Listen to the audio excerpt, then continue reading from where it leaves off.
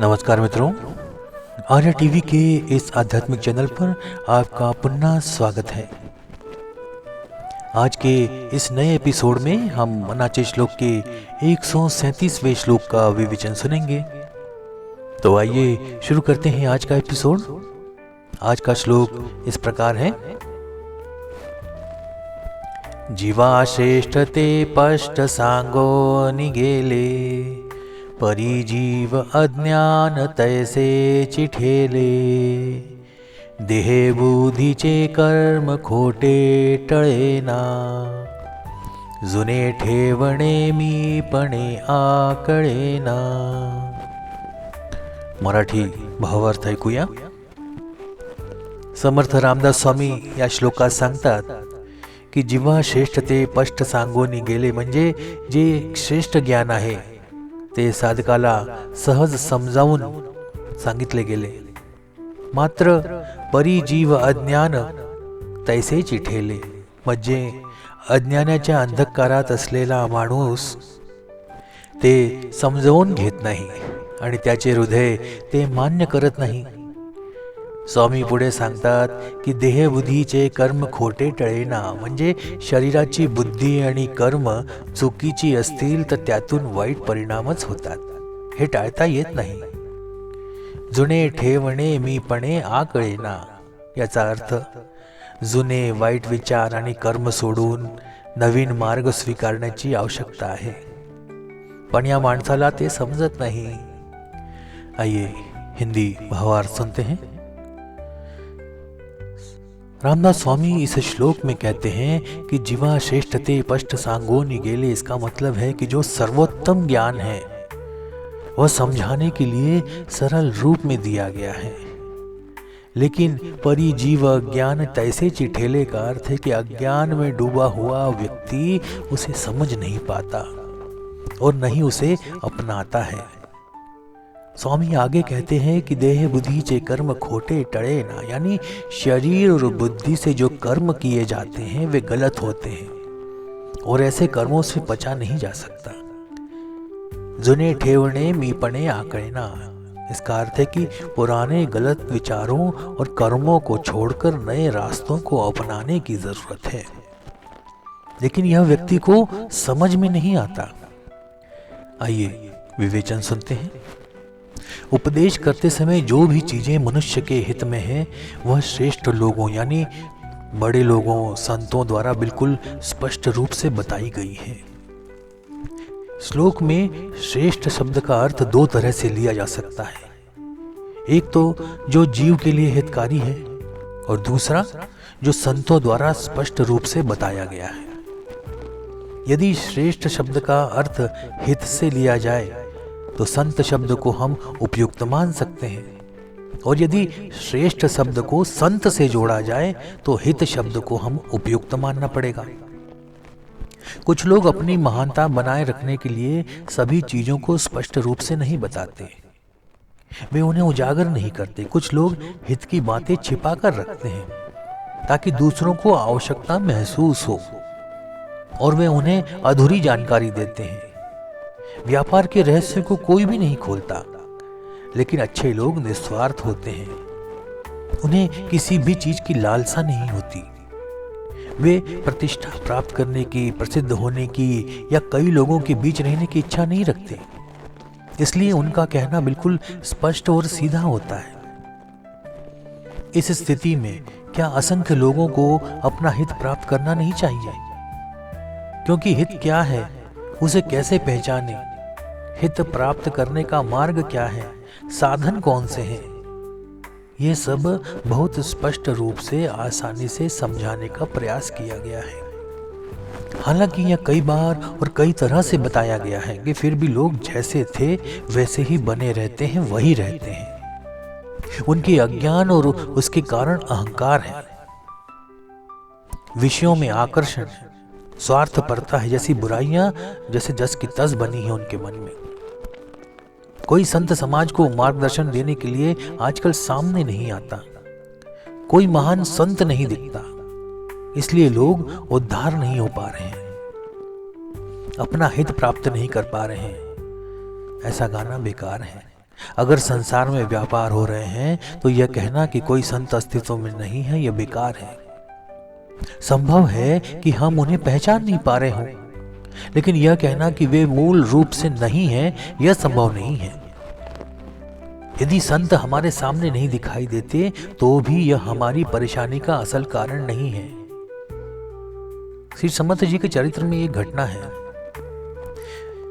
समर्थ जी शरीर छोड़ने का जब समय आ गया था उन्होंने अपने परिवार के लोगों को यह बताया कि अब मैं शरीर छोड़ने वाला हूं। तबे सभी जो हमेशा उनके साथ रहते थे बहुत दुखी हो गए। उनके आंसू रुकने का नाम नहीं ले रहे थे। उनका दिल भर आया था। शोक में वो कुछ सोच नहीं पा रहे थे। तब समर्थ जी ने हंसते हुए उनसे कहा, अरे तुम किस बात का शोक कर रहे हो? इतने समय तक मेरे साथ रहकर तुमने यह नहीं सीखा क्या? मेरा शरीर ही क्या है? क्या यह मैं है? क्या शरीर का होना या न होना कोई महत्व रखता है? आत्मा राम और दासबोध ही मेरा असली रूप है। वह कहीं नहीं जाने वाला। वह तुम्हारे पास है, तुम्हारे अधिकार में है। तो फिर मूर्ख की तरह शोक क्यों कर रहे हो? मिट्टी के शरीर का मोह क्यों पाल रहे हो? यह घटना बहुत प्रेरणादायक है। भारतीय संस्कृति इस दृष्टिकोण से बहुत समृद्ध है। महाभारत, श्रीमद् भागवत के रूप में भगवान व्यास महर्षि हमारे बीच हैं। अमृतानुभव ज्ञानेश्वरी के रूप में श्री ज्ञानेश्वर महाराज हमें माँ के वात्सल्य से भर रहे हैं। गाथा के रूप में श्री तुकोबा राय सन्मार्ग दिखा रहे हैं। दासबोध, मनोबोध के रूप में समर्थ रामदास स्वामी हमें विविध प्रकार से सिखा रहे हैं। कबीर, नानक, तिरुवल्लुर, शंकराचार्य, रामकृष्ण, रमन, ये सभी हमारे बीच हैं। अपनी रसपूर्ण और प्रेरणादायक वाणी के रूप में लोग अमर हैं। वे हमारे आसपास हैं, हमें जागरूक कर रहे हैं और हमें सचेत कर रहे हैं। ये तो हम हैं जो उनके प्रति लापरवाह हैं, नासमझ और आलसी बच्चे की तरह। परीक्षा के दिनों में भी सुबह जल्दी नहीं उठते, घड़ी की आवाज को थप्पड़ मार कर बंद कर देते हैं। किताबों का इस्तेमाल सिर्फ तकिए की तरह करते हैं। माँ ने हमें उठाया तो हम चढ़कर फिर से सो जाते हैं, या फिर हाँ उठता हूँ कहकर नए उत्साह से फिर से तान देते हैं। यही हमारा हाल है।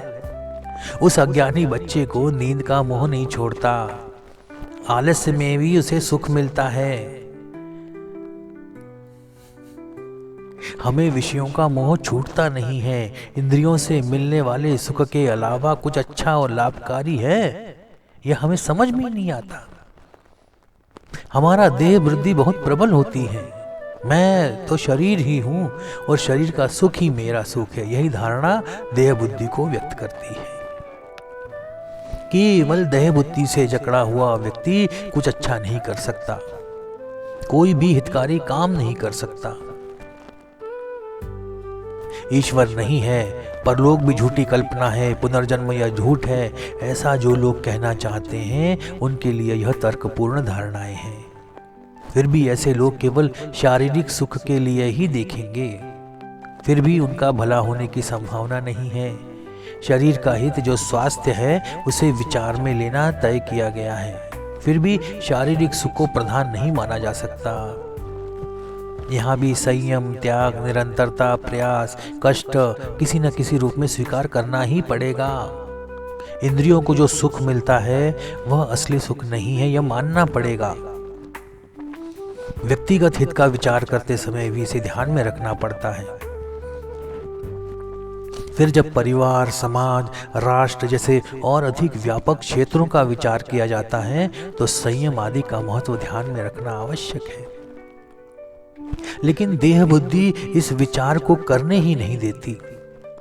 इसलिए समर्थ कहते हैं कि उसका कर्म झूठा है।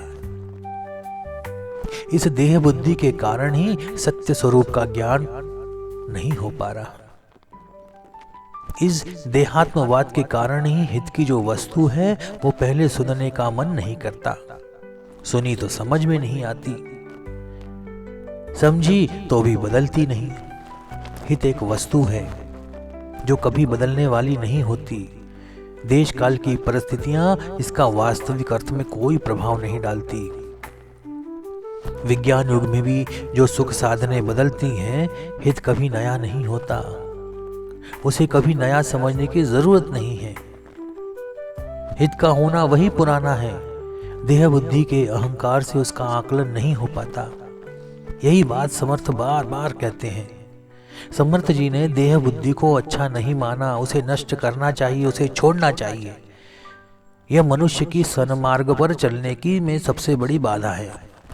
उसी के कारण मनुष्य को अनेक प्रकार की आपदाएं सहनी पड़ती हैं। ये मनोबोध के प्रकरण में आरंभ से अंत तक कई श्लोकों के माध्यम से बताया गया है। विवेक से देह बुद्धि छोड़ देना चाहिए, 12वें श्लोक में देखा अपन ने। देह बुद्धि को निरूपण से भूल जाना चाहिए, 103वें श्लोक में देखा। देह बुद्धि का निर्णय टल नहीं सकता, 138वें श्लोक में देखा। देह बुद्धि को आत्म बुद्धि में बदलना चाहिए, 163वें श्लोक में है। उपाधि देह बुद्धि को बढ़ाती है, 168वें श्लोक में सुनेंगे। देह बुद्धि का ध्यान नहीं रखना चाहिए, 169वें श्लोक में आएगा। देह बुद्धि को ज्ञान बोध से त्याग देना चाहिए, 170वें श्लोक में है। देह वाहन को ज्ञान शास्त्रों से हटाना चाहिए, 188 में देखेंगे। देह बुद्धि का निर्णय टल नहीं सकता। उस समय ज्ञान की कल्पना में यह नहीं समझ आता, उस समय देह बुद्धि पर असर नहीं रहता। इसके अतिरिक्त प्रत्यक्ष रूप से देह बुद्धि शब्द का उपयोग नहीं किया गया है, लेकिन देह से संबंधित उपेक्षा रखने का विचार अन्य श्लोकों में भी आया है। देह को सर्वोत्तम मानने की वृत्ति पर प्रभाव डालना और मनुष्य को विवेक करने के लिए प्रेरित करना, यही उद्देश्य इन श्लोकों के बार बार कहने के पीछे है, जो आने वाले श्लोकों के विवेचनों में हम सुनेंगे। तो आज का विवेचन यहीं समाप्त करते हैं। अगर आपको ये वीडियो पसंद आ रहे हैं तो इसे लाइक करें, मित्रों के साथ शेयर करें और चैनल को सब्सक्राइब अवश्य करें। मिलते हैं अगले एपिसोड में एक नए श्लोक और उसके विवेचन के साथ। तब तक के लिए जय जय रघुवीर समर्थ। नमस्कार।